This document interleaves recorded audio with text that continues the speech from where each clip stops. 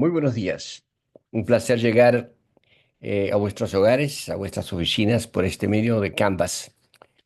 Quiero tratar con ustedes un poquito sobre el sílabo de vida ministerial y liderazgo, la clase que se dicta en este semestre de primavera 2025. Em, el curso se llama Vida Ministerial y Liderazgo. Y el sílabo que está ya en Canvas puede ser leído por ustedes, por cada uno de ustedes, sobre la misión de la universidad, la declaración de la misión de Azusa Pacific Seminary. Pero quiero revisar un poquito el sílabo, así como lo he hecho en la primera clase. Primero, la descripción del curso en general. Es un curso de ministerio fundamental donde prácticamente equipa a los estudiantes, a usted, etcétera, para un servicio sostenible como líderes en congregaciones y otros entornos, como la capellanía, misiones, evangelismo. O sea que a donde Dios lo ha llamado a usted es una persona que puede beneficiarse por este curso. Presta atención a las dimensiones teológicas y culturales de la iglesia. Y como he dicho en muchas de mis clases, no podemos separar cultura y teología, van juntos, porque la cultura es la manera en que yo entiendo mi medio ambiente, es mi cosmovisión, cómo veo al mundo, son como mis lentes, me pongo los lentes y veo más claramente. Y la teología es lo que observo a través de estos lentes culturales y aprecio la manera en que uno vive y cómo uno tiene la oportunidad de dialogar con Dios y cómo Dios le habla a uno y cómo uno responde a Dios. Eso es la teología. Em, También, además de las dimensiones teológicas y culturales de la iglesia, eh, vamos a prestar atención a lo que llamamos comprensión bíblica del liderazgo. ¿Qué significa el líder bíblico? También la formación de carácter personal en relación con el liderazgo congregacional, cómo tratamos a la congregación, cómo lideramos en la congregación o donde quiera que estamos ministrando, y también cuáles son las estrategias de un liderazgo eficaz. Quiero enunciar algunas aclaraciones. Primero, cuando queremos definir lo que es un líder es una persona que inspira, que influye y que guía. Lo hace a favor de metas y objetivos comunes. Y aquí está la problemática del líder, que muchas veces el líder está guiando una congregación que no quiere ser guiada porque no son metas comunes, tienen que ser metas entre el líder y el pueblo con quien está trabajando. Y el líder, sin embargo, se caracteriza como aquel que tiene la habilidad o la capacidad de motivar una visión clara y propósito, y también habilidad para tomar decisiones en beneficio del grupo. Mucho cae sobre el líder, mucho, pero también hay un sentido de responsabilidad en la congregación. Ahora, para mí, en esa descripción del curso y específicamente hablando acerca del líder, digo lo siguiente: la influencia del líder no solo se basa en autoridad o posición, porque muchos de nosotros, porque somos pastores o porque somos evangelistas o esa posición, ¿verdad? Pero la influencia no es solo en que tengo el nombramiento, sino se necesita un nivel de confianza, respeto y admiración, porque es lo que permite que otros lo sigan a uno. Cuando hablamos acerca del liderazgo, ese es el líder, el liderazgo.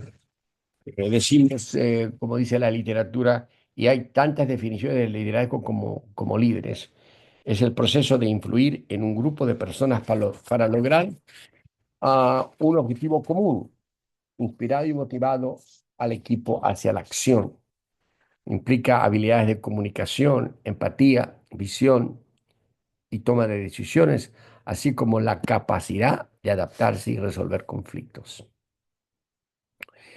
El liderazgo va más allá de lo que llamamos la administración o la gestión, porque el líder trata de transformar ideas en realidades y de fomentar el crecimiento tanto individual como colectivo a través del ejemplo y del servicio. Cuando hablamos acerca de líder y liderazgo, la palabra en sí no existe o no aparece en la Biblia. En algunas versiones parece serlo, pero las versiones antiguas o las más fidedignas al texto original, idioma original, em, la palabra líder no aparece, pero hay algunos sinónimos. Por ejemplo, encontramos la palabra guía, pastor, capitán, príncipe y aún jefe. Quiero dar algunos ejemplos rápidos de eh, las personas que involucran el concepto de liderazgo. No se usa explícitamente la palabra líder, pero aquí va. Por ejemplo, Moisés, uno de los grandes líderes de Israel. Muchas veces se describe a Moisés como pastor o guía del pueblo de Israel. Dios llama en Éxodo 3:10 a guiar a los israelitas fuera de Egipto. Le dice el Señor, Dios le dice a Moisés, ven por tanto ahora y te enviaré a Faraón para que saques de Egipto a mi pueblo, los hijos de Israel. También Josué, sucesor de Moisés, fue un líder militar y también un líder espiritual de Israel. Josué 1:9, mira que te mando, que te esfuerces y seas valientes, no temas ni desmayes, porque Jehová tu Dios estará contigo en donde quiera que vayas. Aquí, aunque no se usa la palabra líder, se implica que Josué está tomando el liderazgo de la nación. También a través del Antiguo Testamento vemos reyes y gobernantes. Muchos pasajes del Antiguo Testamento, los reyes y jueces de Israel son vistos como líderes del pueblo. 1 Samuel 9:16 se refiere a Saúl como el primer rey de Israel. Mañana, a esta misma hora, yo enviaré a ti un hombre de la tierra de Benjamín, al cual ungirás por príncipe sobre mi pueblo Israel, y él salvará a mi pueblo de la mano de los filisteos. Para mí, el libro más atractivo en el Antiguo Testamento, bueno, no más, pero uno de los más atractivos, uno de los más, es el libro de los jueces, porque me hace acordar las congregaciones con las cuales tenemos que lidiar todo el tiempo. Es una experiencia leer jueces y darse cuenta el ciclo que existe en la raza humana, en el ser humano. En el libro de los jueces hay figuras como Débora, Gedeón y Sansón son elevados o levantados como líderes de Israel para liberar al pueblo de la opresión. En Jueces 2:16 dice, Jehová levantó jueces. La palabra jueces puede ser liberadores, libertadores, que los librasen de mano de los que les despojaban. Los jueces eran líderes militares y espirituales para el pueblo. Cuando leemos el libro de jueces, otra vez es cíclico. Hay opresión, el pueblo clama, Dios levanta un liberador, Dios lo libera, después están conformes y comienzan a olvidarse de Dios, caen en pecado, son conquistados, claman a Dios, Dios manda un juez, y esa es una calecita, ¿no? Una calecita. Esa es, de muchas maneras, ese es el ministerio. Hay que pensar seriamente en este concepto de que la historia se repite, que es cíclica. Hay otras maneras de pensar, pero para nosotros, digamos que es cíclica. Eh, Nosotros tendremos que dar cuentas de nuestras obras ante Dios, porque en realidad nuestro trabajo aquí es eterno. No solo vivimos aquí unos años, sino que somos seres espirituales. Fuimos hechos a la imagen de Dios, Dios es espíritu, y ocurre que nuestro espíritu es eterno. Nunca vamos a dejar de ser, porque fuimos creados a la imagen de Dios. No me quiero meter en muchos de esos líos, pero eventualmente Pablo dice que hay que tener cuidado cómo nosotros construimos sobre el fundamento que se nos dio, porque el heno y la paja, etcétera, va a ser revelada por el fuego, por la prueba. Y también dice Pablo que tendremos que dar cuenta a Dios por nuestras obras, sean buenas o sean malas. O sea, de que el asunto no empieza y termina aquí en la tierra. Muchos se olvidan de eso. Aquí podemos mostrar éxito, pero la cultura del éxito no es la cultura necesariamente del éxito humano, sino es cómo Dios ha obrado en nuestra vida y cómo somos sujetos a su voluntad. Bueno, ese es otro tema. Luego también vemos a Jesús como el buen pastor, como un líder. Dice, yo soy el buen pastor. El buen pastor su vida da por las ovejas. Aquí Jesús se presenta como el líder perfecto que protege. y da su vida por sus seguidores. Y también Pablo y los ancianos, en esta epístola del Nuevo Testamento, Pablo y otros líderes de la iglesia instruyen sobre el papel de los ancianos y obispos como líderes dentro de la iglesia, están a cargo de la obra del Señor. 1 Timoteo 3:1, palabra fiel, si alguno anhela obispado, buena obra desea. La palabra obispado aquí es un término que se utiliza para referirse a un líder, a un supervisor de iglesias. Ahora, lo escribí en el sílabo también porque en muchas traducciones modernas, como la Nueva Versión Internacional o la Nueva Tradición Viviente, que es fenomenal, me encanta leerla porque da ideas más claras, más directas. Es más común encontrar la palabra líder aquí en estas versiones. Un líder aplicado a personajes o roles bíblicos que en las versiones anteriores no está. Eh, pero en estas traducciones, los términos que en otras versiones se traducen como guía o pastor, a veces lo traducen como líder, pero no está sujeto al texto original. Otros contribuyentes de- que influyen en nuestra clase son cinco, puse aquí rápidamente. Nuestro ministerio surge de nuestras experiencias, nuestra experiencia personal con Dios, su palabra y su reino. Y todo ministerio cristiano nace de lo que hemos vivido y encontrado, no solo de lo que hemos escuchado. Yo creo que eso es algo tan importante entender, de que el ministerio que yo tengo, o que ejercemos, vamos a decir, surge de una experiencia con Dios, con su palabra y con su reino. Porque si leemos claramente la Escritura y sobre todo los evangelios, nos damos cuenta de que Cristo predicaba el reino de Dios. Y luego vamos al libro de los Hechos y los apóstoles predicaban el reino de Dios.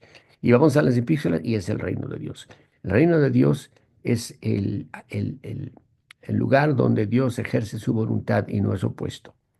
Y tenemos que entender eso y vamos a darle lugar al concepto del reino de Dios, pero es mi experiencia personal con Dios, no solo lo que yo he leído en un libro o recibido en una clase como esta, o lo que hemos escuchado por ahí, sino lo que hemos vivido y experimentado con Dios. Ese es el ministerio, de ahí surge.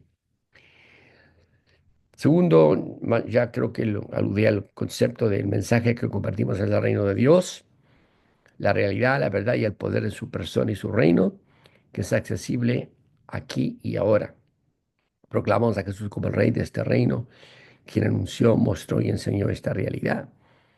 Am, y no podemos huir de esa realidad. Y una omisión, no para en referencia a lo que escribe Dallas en su libro, pero es una omisión de la iglesia de predicar un evangelio para poder administrar nuestras deficiencias personales y nos olvidamos que existe un ministerio de poder que es accesible y que podemos vivir una vida de victoria.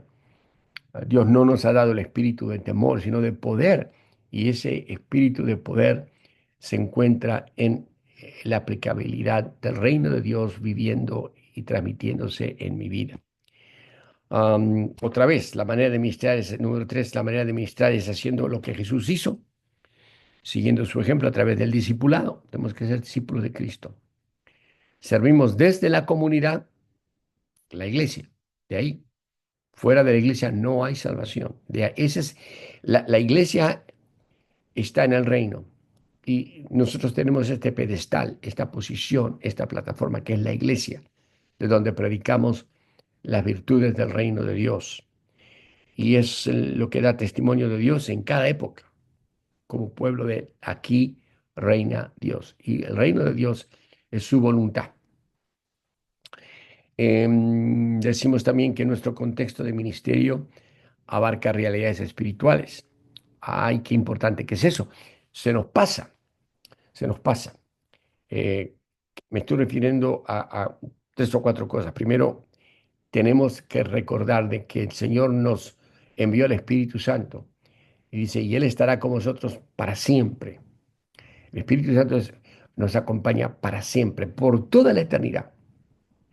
No va a haber momento en donde el Espíritu Santo no esté guiándonos, ayudándonos, dándonos el auxilio necesario y el poder para ejecutar la voluntad de Dios. También están los ángeles. No hablamos mucho de los ángeles porque algunos tienen temor de adorar a los ángeles, pero los ángeles acampan alrededor de aquellos que le temen a Jehová y los defiende. Hay un elemento espiritual muy importante allí. Cuando,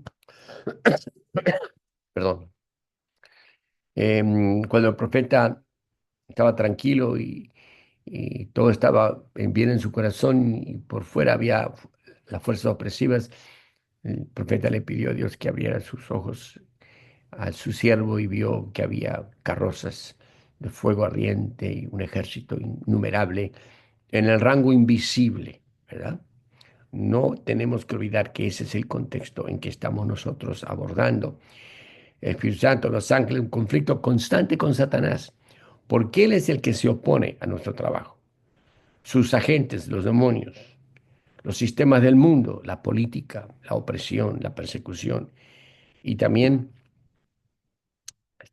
prepárense para esto, también los reinos individuales de la humanidad. Y eso para mí son los más difíciles, porque son hermanos carnales que se prestan a ser contra a la voluntad de Dios en sus vidas como en la vida de aquellos que están sirviendo al Señor. Y uno sirviendo al Señor sufre persecución y sí, está allí. Y luego el otro y último aspecto de influencia que va a influenciar nuestra clase es nuestro crecimiento. Nosotros tenemos que crecer en conocimiento. La palabra conocimiento en la escritura trata sobre intimidad, intimidad con Dios. Es conocimiento, santidad, donde nos separamos del mundo y no rechazamos ese mover de Dios que nos pule en nuestro corazón, la santidad práctica y el poder para ser canales del gobierno de Dios, o sea, la voluntad de Dios. Y lo hacemos a través de un compromiso renovado y profundo, siguiendo a Jesús como sus discípulos. Bueno, yo creo que el resto de la manera, del cielo lo pueden ver. Quiero simplemente mencionar que existen tareas y lean el cielo con tranquilidad. Y para la próxima vez que nos reunimos, vamos a estar con los libros, ¿verdad? Los libros que quiero que adquieran son, primero, las Sagradas Escrituras. Vamos a estar haciendo un estudio del libro de los Hechos. Yo uso la Biblia de las Américas, es la que me siento más cómodo. Yo trabajé en el texto original eh, de los idiomas bíblicos, inglés al español, al castellano, las Sagradas Escrituras, la Biblia. Segundo, el libro de Henry Cloud, Integridad, valor para hacerle frente a las demandas de la realidad.